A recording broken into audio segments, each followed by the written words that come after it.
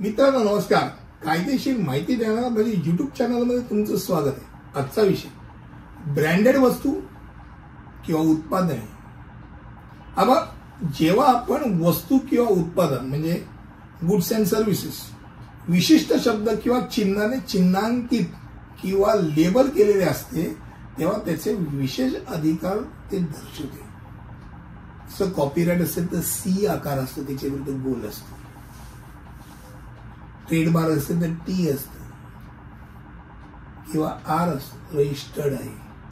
हे जे मार्क्स आहेत ते मार्क्स काय दर्शवतात की भाई ही गोष्ट, हे नाव, हे जिंगल, ही चित्र हे दुसरा कोणी कॉपी करू शकत नाही. कॉपीराइट किंवा ते ब्रँडेड आहे म्हणजे त्याचं पेटंट घेतलेलं आहे.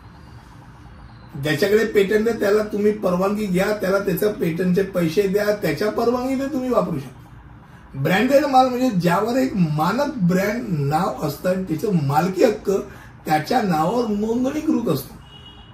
जेव्हा एखादी व्यक्ती ट्रेडमार्क, पेटंट किंवा कॉपीराइटद्वारे संरक्षित असते तेव्हा कोणी ते वापरू शकत नाही, बनवू शकत नाही किंवा पुनरुत्पादन करू शकत नाही, कारण त्याला विशेष अधिकार प्राप्त असतात. ब्रँड असणं आणि तुमची कंपनी ब्रँडिंग करणं यातून वेगळ्या गोष्टी, यामध्ये फरक करणं आव्हानात्मक असतं. मार्केटिंगच्या दृष्टीने या दोन्ही शब्दांच्या व्याख्या खूप वेगळ्या आहेत. ब्रँड म्हणजे तुम्ही आणि इतर लोक तुमचा व्यवसाय कसा पाहतात, तर ब्रँडिंग म्हणजे तुमचा ब्रँडचे व्यवस्थापन आणि प्रभाव पाडण्यासाठी तुम्ही करत असलेल्या सर्व गोष्टी, त्याला ब्रँडिंग म्हणतात. आज आपण ब्रँडचीच गोष्ट करतो, ब्रँडिंग नाही म्हणत. ब्रँडिंग मार्केटिंग मध्ये गेलं, आपण ब्रँड म्हणतो. तर कॉर्पोरेट ब्रँडिंगच्या काही सर्वात उल्लेखनीय उत्पादनांचं उदाहरण घेऊया आपण. गुगल आहे, ऍपल आहे, फेसबुक आहे, कोका कोला आहे, नाईके आहे, टेस्ला आहे, स्टारबक्स आहेत. प्रत्येक तुम्हाला लक्षात येईल त्याच्यावरती त्यांनी टाटा आहे, ट्रेडमार्क आहे. तुम्ही स्वतःच्या कुठच्याही उत्पादनाला ते नाव नाही वापरू शकत. या कंपनीने केवळ उत्पादनच म्हणजे ब्रँड केलेलं नाही, तर त्यांनी त्याच्या बाजारात त्यांचं नाव वाढवण्यासाठी जाहिरात केली असेल, घोषणा असतील, काही जिंगल्स असतील किंवा इतर काही साधनं वापरली असतील, त्याचंही कॉपीराइट ते घेतात. लाखो रुपये खर्च करतात शेवटी, त्यामुळे त्याचंही कॉपीराइट घेणं गरजेचं असतं आणि ते घेतलं जातं. म्हणजे नुसतं नावच नाही तर नावाच्या अलीकडे पलीकडे जे काय आवश्यक आहेत गोष्टी त्या सगळ्या ब्रँडेड असतात.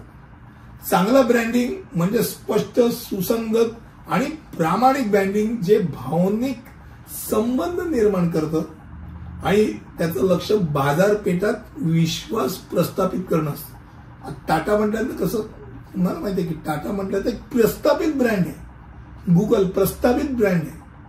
हे ब्रँड प्रस्थापित करणं फार महत्वाचं. या उलट वाईट ब्रँडिंग पण गोंधळात टाकतात, विसंगत असतात, नक्की कोणाचा तर प्रचार करतात तेच कळत नाही. त्यामुळे ब्रँडेड वस्तू आपण ज्या वेळेला म्हणतो त्यावेळेला 100% ही ब्रँडेडच गोष्टी वापरतो असं ज्या काही हॉट आणि नवीन तरुणी म्हणतात मी ब्रँडेडच वस्तू वापरतो. तर ब्रँडेड म्हणजे ज्या कंपन्या त्याचं नाव वापरण्याकरता खर्च करतात, पेटंट घेतात, कॉपीराइट घेतात किंवा ट्रेडमार्क रजिस्टर करतात आणि ते उत्पादन कधी कधी गरजेपेक्षा जास्त किमतीत पण विकतात, कारण ते ब्रँडेड असतं. त्यामुळे ब्रँडेड एक हाय क्वालिटी स्टेटस असतं. आजचा विषय ब्रँडेड वस्तू आणि उत्पादने बाबतीत होता. मला वाटतं कमी शब्दात तुमच्यासमोर मांडला. पुढील विषयात असंच काहीतरी घेऊन येईल. तिथपर्यंत इथेच थांबतो. धन्यवाद.